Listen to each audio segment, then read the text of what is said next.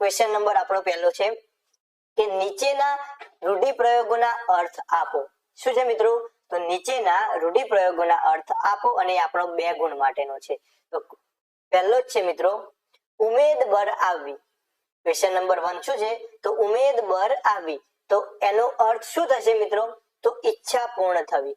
આની જગ્યાએ મિત્રો જો તમને એક્ઝામમાં એવું પૂછવામાં આવે કે રૂઢિપ્રયોગના અર્થ આપો સાથે સાથે કોઈ વાક્ય પ્રયોગ કરો, તો આપણે આ રૂઢિપ્રયોગનો અર્થ ખ્યાલ હોય તો આપણે વાક્ય પ્રયોગ કરી શકીએ છીએ કે ઉમેદ બર આવી તો ઈચ્છા પૂર્ણ થવી. ધોરણ 10 માં સારા ટકા આવતા એ વિદ્યાર્થીની ઉમેદ બર આવી. આ રીતે આપણે કોઈ પણ પ્રકારનું વાક્ય બનાવી શકીએ છીએ જો આપણને એનો અર્થ ખ્યાલ હોય તો. બીજો ક્વેશ્ચન છે મિત્રો ટાઢા પાણીએ ખસ જવી. શું છે મિત્રો? તો ટાઢા પાણીએ ખસ જવી. તો એનો અર્થ થશે વગર મહેનતે મુશ્કેલી દૂર થવી. તો આવી રીતે 2 ગુણના દરેકે દરેક પ્રશ્નો પૂછાઈ શકે છે એટલે આપણે યાદ રાખીશું. નેક્સ્ટ ક્વેશ્ચન છે મિત્રો નીચેની કહેવતોનો અર્થ આપો. એ પણ મિત્રો 2 ગુણ માટે છે. કેટલા ગુણ માટે? 2 ગુણ માટે. સૌપ્રથમ કહેવત છે ઠગ વિદ્યા ઠાઠે નહીં. આ મિત્રો જીસીઆરટી ની કહેવત છે, તૈયાર કરી લેજો કે ઠગ વિદ્યા ઠાઠે નહીં. તો શું છે? તો ઠગની વિદ્યા ટકે નહીં કે સફળ ન થાય. ખાસ યાદ રાખીશું ઠગ એટલે ખોટો માણસ, જે ખોટું બોલીને કામ કરતો હોય એવો માણસ. તો ઠગની વિદ્યા ટકે પણ નહીં અને સફળ પણ નહીં થાય. નેક્સ્ટ આગળ વાત કરીએ તો બીજો ક્વેશ્ચન છે આખું કોરું શાકમાં જવું. ખાસ મિત્રો આ એક પ્રકારનું કહેવત છે, એક પ્રકારનું દ્રષ્ટાંત કહેવાય કે આખું કોરું શાકમાં જવું એટલે શું? તો બહુ મોટી ગફલત થવી. શું યાદ રાખીશું? બહુ મોટી ગફલત થવી. તો આ પ્રકારે 2 ગુણના રૂઢિપ્રયોગો આવશે, 2 ગુણની કહેવતો આવશે. નેક્સ્ટ વાત કરીએ તો હવે નીચે આપેલા અલંકાર ઓળખાવો. એટલે કે આપણને જે અલંકાર આપ્યો છે એ અલંકારને આપણે ઓળખાવાનો છે અને એ પણ મિત્રો આપણા 2 ગુણમાં આવશે. કારણ કે આખો ક્વેશ્ચન નંબર 5 છે એ મિત્રો 20 ગુણનો છે અને એમાં ટોટલ 10 ટોપિક છે એટલે દરેકના 2 ગુણ રહેશે. તો અલંકારમાં પહેલો જ ક્વેશ્ચન છે સ્વામી સાગર સરીખારે નજરમાં ન માય. પહેલા તો તમે આ ક્વેશ્ચનનો આન્સર કોમેન્ટ બોક્સમાં આપો કે સ્વામી સાગર સરીખારે નજરમાં ન માય. બધાને એવું થશે કે સ વર્ણાનુપ્રાસ અલંકાર, પરંતુ મિત્રો યાદ રાખીશું કે આ વર્ણાનુપ્રાસ અલંકાર નથી. યાદ રાખો જો અહીંયા સરીખા શું આપેલું છે? સરીખા. આપણે શીખ્યા હતા, શું શીખ્યા હતા? જાડે રખે શકે શું શા સા સમ સરીખા સરખા આ શબ્દો આપ્યા હોય ત્યારે આપણે કયો અલંકાર ઉપયોગ કરતા હતા? તો આપણને બધાને ખબર છે ઉપમા અલંકાર. તો આજના વિડીયોમાં માત્ર ને માત્ર આપણે ક્વેશ્ચન જ જોવાના છે મિત્રો, એની સમજણ લેવાના નથી. એટલે યાદ રાખીશું સ એટલે ઉપમા અલંકાર આવશે, વર્ણાનુપ્રાસ આવશે નહીં. આ વસ્તુ મગજમાં ક્લિયર કરીએ. અહીંયા સરીખા ના આપ્યું હોત ને એની જગ્યાએ બીજું કંઈક આપ્યું હોત તો આપણે વર્ણાનુપ્રાસ લઈ શકત, પરંતુ અહીંયા આપણને હિન્ટ આપવા માટે વચ્ચે સરીખા આપેલું છે એટલે આ વસ્તુ મગજમાં ફિટ રાખી લેજો કે સ્વામી સાગર સરીખા રે નજરમાં ન માય કદી. એટલે કે અહીંયા ઉપમા અલંકાર છે કે સ્વામી સાગર સરીખા જે ઉપમા આપવામાં આવેલ છે, સ્વામીને સાગરની ઉપમા આપવામાં આવેલી છે એટલે કે ઉપમેયને ઉપમાન સાથે સરખાવવામાં આવેલ છે. આ વસ્તુ મગજમાં ક્લિયર કરજો. બીજી વસ્તુ તો બીજો અલંકાર છે શિક્ષક એટલે બાપ કરતા પણ વધારે. આપણે શીખ્યા હતા કે જ્યારે કોઈ એક વસ્તુ એક વ્યક્તિની બીજી વસ્તુ અથવા તો બીજી વ્યક્તિ સાથે વ્યક્તિથી ચડિયાતું બતાવવામાં આવે ત્યારે મિત્રો આપણે કયો અલંકાર વાપરતા હતા? તો આપણને બધાને ખબર છે વ્યતિરેક અલંકાર વાપરતા હતા. તો અહીંયા શું કર્યું છે? તો શિક્ષકને બાપ કરતા પણ વધારે ચડિયાતો બતાવે છે, બાપ કરતા પણ વધારે ઉપમા આપેલી છે એટલે કે આ અલંકાર કયો થઈ જશે મિત્રો? તો વ્યતિરેક અલંકાર થઈ જશે. યાદ રાખીશું. તો આવી રીતે ક્વેશ્ચન પૂછાઈ શકે છે, આપણે યાદ કરી લઈએ. નેક્સ્ટ વાત કરીએ તો નેક્સ્ટ ક્વેશ્ચન છે નીચે આપેલા સમાસનો વિગ્રહ કરી ઓળખ આપો. મિત્રો આમાં ખાસ યાદ રાખજો સૌપ્રથમ સમાસનો આપણે વિગ્રહ કરવાનો છે, એનો હાફ માર્ક્સ હશે અને એના પછી આપણે એની ઓળખ આપવાની છે તો એનો પણ હાફ માર્ક્સ હશે. એટલે કે એક સમાસમાં અડધા માર્ક્સના 2 ક્વેશ્ચન હશે એટલે કે ટોટલ 2 ક્વેશ્ચન હશે, પરંતુ એમાં આપણે 4 જવાબો લખવાના હશે. એક સમાસ, એનો વિગ્રહ અને નીચે એની ઓળખ. એક સમાસ, એનો વિગ્રહ અને નીચે એની ઓળખ. તો આ વસ્તુ યાદ રાખીશું. બાકી મિત્રો આપણને હાફ જ માર્ક્સ મળશે એટલે આ મગજમાં ક્લિયર કરી લઈએ. તો સૌપ્રથમ શિલાલેખ શું છે મિત્રો? શિલાલેખ, તેનો વિગ્રહ શું થશે? તો શિલા પર લખવામાં આવતો લેખ. શું થશે મિત્રો? તો શિલા પર લખવામાં આવતો લેખ. હવે શિલા પર લખવામાં આવતો લેખ એટલે શું થયું? આનો મતલબ કે આમાં મધ્યમ પદનો લોપ થયો છે. શું થયું છે? મધ્યમ પદનો લોપ. એટલે કે શિલા પર લખવામાં આવતો લેખ એટલે કે શિલાલેખ, મધ્યમ પદનો લોપ થયો હોવાથી આ કયો અલંકાર થઈ જાય છે? તો મધ્યમ પદ લોપી અલંકાર થઈ જશે. આ વસ્તુ યાદ કરી લઈએ. એટલે કે આપણે નીચે જવાબ લખીશું કે મધ્યમ પદ લોપી સમાસ. આપણે આવી રીતે જવાબ લખી શકીએ. સૌપ્રથમ એનો વિગ્રહ એટલે કે એનો હાફ માર્ક્સ મળી જશે. એના પછી નીચે આપણે એનો સમાસ ઓળખીશું. આવી રીતે મિત્રો આપણે લખીશું. નેક્સ્ટ વાત કરીએ તો શિક્ષણપ્રદ. શું મિત્રો? શિક્ષણપ્રદ. તેનો વિગ્રહ શું થશે? શિક્ષણને પ્રદાન કરનાર, એટલે તો શિક્ષણ પ્રદાન કરનાર જે પણ વ્યક્તિ હોય એને આપણે શિક્ષણપ્રદ કહીએ છીએ. અને આ વિગ્રહ શાનો થયો મિત્રો? તો ઉપપદ સમાસનો થયો. કરનાર આવ્યું ને પાછળ, કરનાર આપણે શીખ્યા હતા કે ઉત્તર પદમાં નાર આવે ત્યારે આપણે એને ઉપપદ સમાસ કહીશું. શું કહીશું? ઉપપદ સમાસ. તો આ સમાસ કયો થઈ ગયો મિત્રો? ઉપપદ સમાસ થઈ ગયો. તો આવી રીતે જ્યારે સમાસનો ક્વેશ્ચન આવશે મેન્સમાં ત્યારે આપણે શું લખીશું? તો પહેલા એનો વિગ્રહ લખીશું અને નીચે એનો ઓળખ કરીશું. તો આવી રીતે મિત્રો આપણે લખતા જઈશું. નેક્સ્ટ વાત કરીએ મિત્રો તો નેક્સ્ટ ક્વેશ્ચન છે સાચી જોડણી લખો. શું મિત્રો? તો સાચી જોડણી લખવાની છે. એનો મતલબ આપણને ખોટી જોડણી આપી હશે એ જોડણીમાંથી આપણે સાચી જોડણી લખવાની છે, અથવા તો 4 જોડણી આપી હશે એમાંથી આપણને એવું પૂછશે કે સાચી જોડણી શોધો. જેવી રીતે પૂછે આપણને ખ્યાલ હોવો જોઈએ. તો આપણને આપી છે કે લિમિટેડ. તો આ લિમિટેડ ની સાચી જોડણી શું થાય એ આપણને ખ્યાલ હોવી જોઈએ. તો આ જે બંને શું છે મિત્રો? દીર્ઘ છે. એની જગ્યાએ લિમિટેડ માં ઓરિજિનલ શું આવે? તો બંને મિત્રો હસ્વ આવે. શું આવે? હસ્વ એટલે કે નાની આવે. તો લિમિટેડ ની સાચી જોડણી થઈ જશે આવી રીતે કે લિમિટેડ માં લી અને મી બંને દીર્ઘ આપેલા છે, પરંતુ લિમિટેડ માં લી અને મી બંને કેવા આવશે? તો હસ્વ એટલે કે નાના આવશે. પછી મિત્રો મિલિટરી. અહીંયા આપણને કન્ફ્યુઝ કરવા માટે આપેલું છે કે મિલિટરી. અહીંયા તો 3 આપેલી છે, હસ્વ, દીર્ઘ અને હસ્વ. તો મિલિટરીમાં શું થશે મિત્રો? તો આપણે યાદ રાખીશું કે આ જે મિલી છે એ બંને નાની જ આવશે. આવી રીતે મિલી. જ્યારે આ પાછળનો રી છે એ શું થઈ જશે? દીર્ઘ થઈ જશે. તો આવી રીતે એની સાચી જોડણી થઈ જશે કે મિલિટરી. તો સૌપ્રથમ પહેલા બે હસ્વ અને લાસ્ટમાં ર સાથે દીર્ઘ આવશે. તો આવી રીતે આપણે જોડણી લખી શકીએ છીએ. જોડણીમાં કોઈ પણ પ્રકારે ક્વેશ્ચન પૂછાઈ શકે છે. આવી રીતે પણ પૂછાય, અથવા તો 4 જોડણી આપી હોય એમાંથી સાચી જોડણી પસંદ કરવાની કહે, અથવા તો ખોટી જોડણી આપેલી હોય એમાંથી તમને લખવાની કહે. તો આપણને ખ્યાલ હોવો જોઈએ. તો આવી રીતે આપણે યાદ રાખી શકીશું. નેક્સ્ટ ક્વેશ્ચન ની વાત કરીએ તો નીચે આપેલા શબ્દ સમૂહ માટે એક શબ્દ આપો. 2 ગુણનો ક્વેશ્ચન છે મિત્રો કે નીચે જે શબ્દ સમૂહ આપેલો છે એ શબ્દ સમૂહ માટે એક શબ્દ આપવાનો છે. તો પારકાના હિત માટે કાર્ય કરવું. પારકાના હિત માટે કાર્ય કરવું એને આપણે શું કહીશું? તો એને આપણે પરમાર્થ કહીશું. શું કહીશું? પરમાર્થ. એટલે કે ખાસ 9 અને 10 ધોરણની ચોપડી છે એમાં જેટલા પણ શબ્દ સમૂહો છે, જેટલી પણ કહેવતો છે, જેટલા પણ રૂઢિપ્રયોગ છે આ તૈયાર કરી લેજો મિત્રો. એની બહાર એક પણ માર્ક્સ નું નહીં જાય એની ગેરંટી છે. એટલે ખાસ એ તૈયાર કરી લેજો તમે. બીજો ક્વેશ્ચન છે ટચલી આંગળી પાસેની આંગળી. એટલે કે આપણી જે ટચલી આંગળી છે એની પાસેની આંગળીને આપણે શું કહીએ છીએ? તો એને મિત્રો આપણે અનામિકા કહીએ છીએ. તો આ વસ્તુ મિત્રો મગજમાં ફિટ કરી લેજો. અને ખાસ ધોરણ 9 અને 10 ની ચોપડીમાંથી જ વ્યાકરણ વિભાગ હશે. એની બહાર નહીં હોય ને નહીં હોય એટલે આ રોકડિયા માર્ક્સ છે 20 ગુણ. જો લાવવા હોય તો આ વસ્તુ તૈયાર કરી લેજો ખાસ. નેક્સ્ટ વાત કરીએ તો નેક્સ્ટ છે મિત્રો સંધિ જોડો અને સંધિ છોડો. આ બંને વિભાગ આપણને પૂછાઈ શકે છે. એટલે કે સંધિ જોડવાની અને સંધિ છોડવાની. કાં તો બંને 2 ગુણનો ક્વેશ્ચન હશે તો બંને સંધિ જોડો પૂછી પણ શકે, બંને સંધિ છોડો પણ પૂછી શકે, અથવા તો એક સંધિ જોડો અને એક સંધિ છોડો એ પણ પૂછી શકે છે. એટલે આપણને ખ્યાલ હોવો જોઈએ. તો આપણે અહીંયા લીધું છે 1 ગુણ સંધિ જોડો અને 1 ગુણ સંધિ છોડો. તો હવે જોઈએ મિત્રો આપણે તો સંધિ જોડવાની છે મિત્રો. તો પહેલો જ ક્વેશ્ચન એમાં છે સ્વર વત્તા ઐક્ય. શું છે મિત્રો? સ્વર વત્તા ઐક્ય. તો આપણને ખ્યાલ હોવો જોઈએ. આપણને બધાને નિયમ ખબર છે કે અ વત્તા ઐ. તો મિત્રો અ વત્તા ઐ બરાબર શું થશે? તો અ વત્તા ઐ બરાબર ઐ થશે. આપણે બધા જ જાણીએ છીએ અને બધાને ખબર જ છે. તો તો સ્વર વત્તા ઐક્ય એટલે કે અ વત્તા ઐ બરાબર શું થશે? ઐ થશે. તો સ્વર વત્તા ઐક્ય નો જવાબ શું આવી શકે? ફટાફટ કોમેન્ટ બોક્સમાં આન્સર આપો. સ્વરૈક્ય. શું થશે? સ્વરૈક્ય થશે.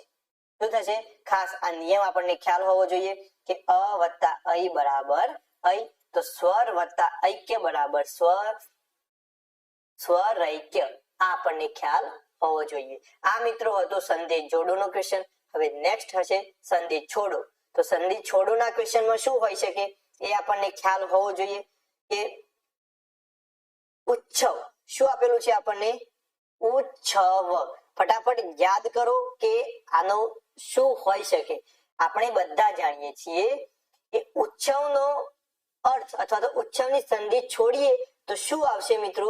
તો આપણને બધાને ખબર છે કે ઉત વત્તા છ. પણ નિયમ શું છે? તો નિયમ પણ આપણને ખ્યાલ હોવો જોઈએ કે જ્યારે ત પછી ચ કે છ આવે તો મિત્રો તનો ચ થાય છે. આપણને ખ્યાલ હોવો જોઈએ શું કે આ જે ત છે એના પછી કાં તો ચ આવે કાં તો છ આવે. તો આ જે ત છે આપણો એ તનો શું થઈ જશે? ચ થઈ જશે. એ આપણને ખ્યાલ હોવો જોઈએ. તો અહીંયા આપણે જોયું તો આ જે ત પછી છ આવે છે તો આ ચ નું આપણે શું કરી લીધું? તો ચ કરી લીધો. એટલે કે ઉત વત્તા છ બરાબર શું થશે? ઉચ્છવ થશે. એટલે કે સંધિના જેટલા પણ નિયમો છે આ નિયમો તમે પાકા કરી લેજો, જેથી તમને આગળ જે પણ પરીક્ષા છે, સંધિ તો મેન્સમાં પણ આવશે, પ્રિલિમ્સમાં પણ આવશે અને આગળ કોઈ પણ એક્ઝામમાં આવશે તો તમને એમાં તકલીફ પડશે નહીં. તો આવી રીતે આપણે સંધિના ક્વેશ્ચન પણ લઈ શકીએ છીએ. નેક્સ્ટ વાત કરીએ તો નીચે આપેલું વાક્ય ઓળખાવો. મિત્રો વાક્યના પ્રકારો આપણને ખ્યાલ હોવો જોઈએ. વાક્યમાં બદલતા આપણને આવડવું જોઈએ કે કયા વાક્યમાંથી કયું વાક્ય કઈ રીતે બને, કર્તરીમાંથી કર્મણી, કર્મણીમાંથી કર્તરી, ભાવે, આ બધું જ ખબર હોવી જોઈએ. આમાં કોઈ પણ પ્રકારે ક્વેશ્ચન પૂછાઈ શકે છે. અહીંયા આપણે એક ગુણ વાક્યને ઓળખવાનો પૂછ્યો છે અને એક ગુણ વાક્યને બદલવાનો પૂછ્યો છે. તો જોઈએ તો આપણે વાક્યને ઓળખવાનું છે કે તમે ઘેર આવો નહીતર હું બજારે આવું. મિત્રો અહીંયા ધ્યાનથી જોઈશું તો મિત્રો આપણને ખબર પડશે કે એક વાક્ય છે તમે ઘરે આવો અથવા તો ઘેર આવો અને બીજું વાક્ય છે હું બજારે આવું. આ બંને વાક્યો છે અને આ બંને વાક્યો મિત્રો જો સ્વતંત્ર છે. તમે ઘરે આવો અથવા તો ઘેર આવો આ વાક્ય પણ પોતે અલગ છે અને હું બજારે આવું આ બંને વાક્યો વચ્ચે કોઈ મેલ નથી. બંને સ્વતંત્ર વાક્યો છે. આમને બંનેનો મોભો કેવો છે? એકદમ સ્વતંત્ર છે. અને બંને વાક્યો શેનાથી જોડાયેલા છે? તો નહીતર એટલે કે એક સંયોજકથી જોડાયેલા છે. તો બંને વાક્યો જ્યારે સ્વતંત્ર અર્થ ધરાવતા હોય અને સંયોજકથી જોડાયેલા હોય તો આપણે એને કયું વાક્ય કહીએ છીએ? તો આપણને બધાને ખ્યાલ છે એને આપણે સંયુક્ત વાક્ય કહીએ છીએ. કયું વાક્ય કહીએ છીએ મિત્રો? તો સંયુક્ત વાક્ય કહીએ છીએ. જો અહીંયા તમે ઘેર આવો આ એક સ્વતંત્ર વાક્ય છે. હું બજારે આવું આ પણ સ્વતંત્ર વાક્ય છે. આગળના વાક્યને અને પાછળના વાક્યને એકબીજા સાથે કોઈ રિલેટેડ નથી અને બંને વાક્યો એક શેના જોડે જોડાયેલા છે? તો એક સંયોજકથી જોડાયેલા છે. કયું? તો નહીતર સંયોજકથી જોડાયેલા છે. તો આ વાક્ય કયું વાક્ય થઈ ગયું મિત્રો? તો આ વાક્ય સંયુક્ત વાક્ય થઈ ગયું. આ આપણને ઓળખતા આવડવું જોઈએ. સાદું, સંકુલ અને સંયુક્ત આ ત્રણ વાક્યો આપણને ઓળખતા આવડવા જોઈએ ખાસ. તો આનો જવાબ થઈ જશે મિત્રો સંયુક્ત વાક્ય. નેક્સ્ટ છે મિત્રો તો નીચે આપેલા કર્તરી વાક્યનું કર્મણી વાક્યમાં રૂપાંતર કરો. આપણને કર્તરી વાક્યમાંથી કર્મણી વાક્યમાં રૂપાંતર કરતા પણ આવડવું જોઈએ. તો જો ક્વેશ્ચન છે કુદરત વૃક્ષોની સંભાળ લે છે. આપણે શું કહીશું કે કુદરત વૃક્ષોની સંભાળ લે છે. આ આપણું કર્તરી વાક્ય છે અને જ્યારે કર્તરી વાક્ય હોય તો એ કર્તરી વાક્યમાંથી કર્મણી વાક્ય આપણને ફેરવવું હોય તો આપણને ખબર છે વડે, દ્વારા એવા જે સંયોજકો છે એ આપણે લગાવીએ છીએ. તો શું થશે?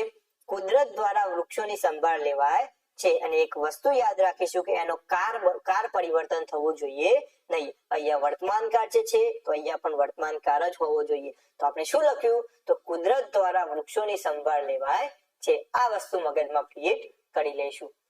તો આવી રીતે સંધિના અને વાક્યના પ્રકારના ક્વેશ્ચન પૂછાઈ શકે છે. આપણે નમૂના માટે લીધેલા છે. તો તમે આવી રીતે મિત્રો તૈયારી કરી લેજો. નેક્સ્ટ વાત કરીએ મિત્રો તો નેક્સ્ટ છે નીચે આપેલા છંદ ઓળખાવો. મિત્રો ખાસ આપણને અહીંયા છંદ ઓળખાવાની વાત કરી છે.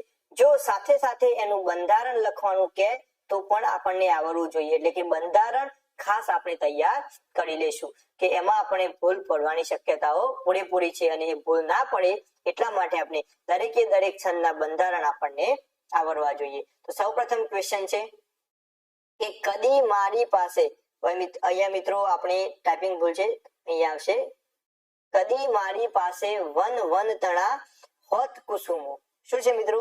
કદી મારી પાસે વન વન તણા હોત કુસુમો એટલે એનો મતલબ આ કેટલા અક્ષરનો છંદ છે ગણીએ આપણે. પહેલા તો 1 2 3 4 5 6 7 8 9 10 11 12 13 14 15 16 અને 17.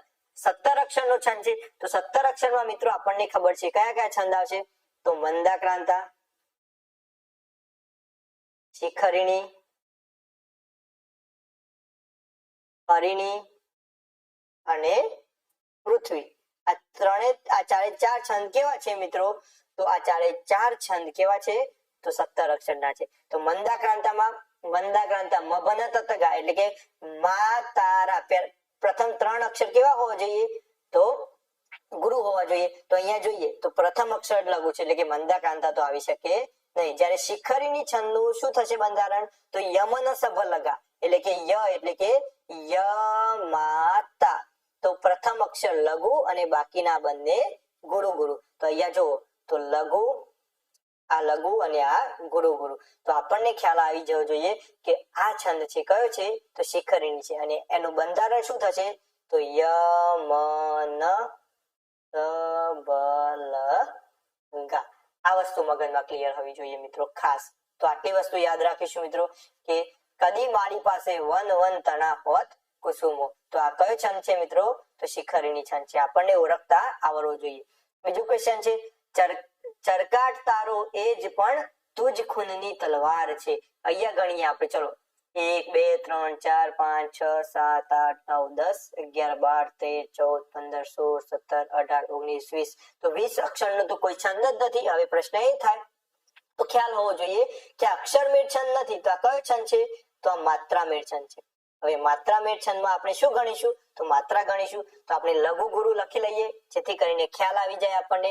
તો સૌપ્રથમ લઘુ લઘુ ગુરુ લઘુ ગુરુ ગુરુ ગુરુ લઘુ લઘુ લઘુ. તો એટલે આ લઘુ, આ પણ લઘુ મિત્રો, ગુરુ લઘુ ગુરુ લઘુ લઘુ ગુરુ અને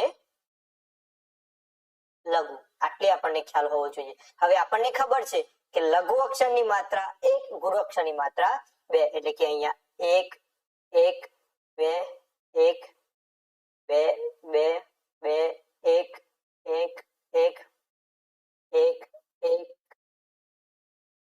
2 1 1 2 1 અને 2. આટલી ખબર હોવી જોઈએ. હવે આપણે માત્રાઓ ગણીએ તો 1 2 3 4 5 6 7 8 9 10 11 12 13 14 15 16 17 18 19 20 21 22 23 24 25 26 27 ને 28 માત્રાઓ. કેટલી માત્રાઓ થઈ મિત્રો? ટોટલ 28 માત્રાઓ. અને 28 માત્રામાં આપણને ખ્યાલ હશે કે 28 માત્રાનો છંદ કયો? તો એક જ છંદ છે 28 માત્રામાં. કયો છંદ? તો 28 માત્રાનો એક અને એક માત્ર છંદ એટલે હરિગીત. કયો મિત્રો? હરિગીત છંદ. આપણને ખ્યાલ હોવો જોઈએ. તો આનો જવાબ શું થઈ જશે મિત્રો? હરિગીત છંદ. આ રીતે મિત્રો આપણે છંદ પણ તૈયાર કરેલા છે તો તમને એમાં પણ તકલીફ પડશે નહીં. એટલે કે 2 ગુણ રોકડા છે અને મહત્વના છે આપણા માટે એટલે આપણે તૈયાર કરી લેશું. નેક્સ્ટ વાત કરીએ મિત્રો. તો નેક્સ્ટ ક્વેશ્ચન છે તો નીચે આપેલા અશુદ્ધ વાક્યને શુદ્ધ વાક્યમાં લખો. મિત્રો આ ભાષા શુદ્ધિનો ક્વેશ્ચન છે. ભાષા શુદ્ધિમાં કોઈ પણ પ્રકારે ક્વેશ્ચન પૂછાઈ શકે છે. આપણે નમૂના માટે તમને આપ્યું છે કે નીચે જે અશુદ્ધ વાક્ય છે એને શુદ્ધ વાક્યમાં ફેરવો. તો સૌપ્રથમ આપણને અશુદ્ધ વાક્ય ઓળખતા આવડવું જોઈએ અને એ આપણે શીખી ચૂક્યા છીએ. તો આપણું વાક્ય છે કોઈની નિંદા કરવી એ સારી નથી. મિત્રો આમાં તમને શું લાગે છે? એક વસ્તુ ક્લિયર કરી લેવાની. જ્યારે પણ આપણે અશુદ્ધ વાક્ય શોધતા હોઈએ ત્યારે વાક્યને 4 થી 5 વાર બોલી જવાનું. એટલે 4 થી 5 વાર બોલવામાં જ આપણને એવું લાગશે કે આ જગ્યાએ મિત્રો કઈ ભૂલ છે. જો તો કોઈની નિંદા કરવી એ સારી નથી. મિત્રો કોઈની નિંદા કરવી એ સારી નથી કે સારું નથી. આપણે બોલીએ કોઈની નિંદા કરવી એ સારું નથી. અને કોઈની નિંદા કરવી એ સારી નથી. તો આપણને ભૂલ ક્યાં લાગે છે? આપણને ભૂલ અહીંયા જ લાગે છે કે કોઈની નિંદા કરવી એ સારી નથી નહીં, સારું નથી, આ વસ્તુ આવવી જોઈએ. તો આ અશુદ્ધ વાક્ય છે, એને ભૂલ અહીંયા છે, આપણને પકડતા આવડવી જોઈએ. તો એનો સાચો જવાબ શું થશે? તો કોઈની નિંદા કરવી એ સારું નથી. આ વાક્ય બોલવામાં એકદમ પરફેક્ટ લાગે છે, જ્યારે આ વાક્ય બોલવામાં લાગતું નથી. તો આવી રીતે મિત્રો આપણને ઓળખતા આવડવું જોઈએ. નેક્સ્ટ જોઈએ, જો આ જ વ્યક્તિએ મને સાચું માર્ગદર્શન આપ્યું છે. આ જ વ્યક્તિએ મને સાચું માર્ગદર્શન આપ્યું છે. આમાં મિત્રો કન્ફ્યુઝ થશો તમે. કેમ? આપણે જાણીએ છીએ કે જ્યારે ભારવાચક નિપાત હોય, કોઈ પણ ભારવાચક નિપાત હોય તો એ નિપાત મિત્રો ક્યાં આવવો જોઈએ? તો કોઈ પણ શબ્દની સાથે હોવો જોઈએ નહીં, એ સ્વતંત્ર હોવો જોઈએ. શું? તો સ્વતંત્ર હોવો જોઈએ. અને અહીંયા મિત્રો ભૂલ ક્યાં છે? આની જોડે જ એને જ મૂકી દીધેલો છે, એટલે કે આ જ વ્યક્તિએ મને સાચું માર્ગદર્શન આપ્યું છે. આપણને બોલવામાં તો ક્લિયર લાગે છે, પરંતુ લખવામાં મિત્રો ભૂલ કરેલી છે. તો આપણને આ નિયમ પણ ખ્યાલ હોવો જોઈએ. તો આપણે જોઈએ તો આ જ વ્યક્તિએ, જો અહીંયા જને કેવો લખ્યો? તો સ્વતંત્ર લખ્યો. તો આ સ્વતંત્ર લખ્યો એ આપણને ખ્યાલ હોવો જોઈએ કે જ્યારે પણ ભારવાચક નિપાત આવશે તો એ સ્વતંત્ર લખાય છે, એટલે કે આ જ વ્યક્તિએ મને સાચું માર્ગદર્શન આપ્યું છે. અહીંયા આપણે રાઈટ આન્સર લખ્યો, જ્યારે આ અશુદ્ધ વાક્ય હતું. તો આવી રીતે મિત્રો 20 ગુણના ક્વેશ્ચન આપણને ખ્યાલ હોવા જોઈએ.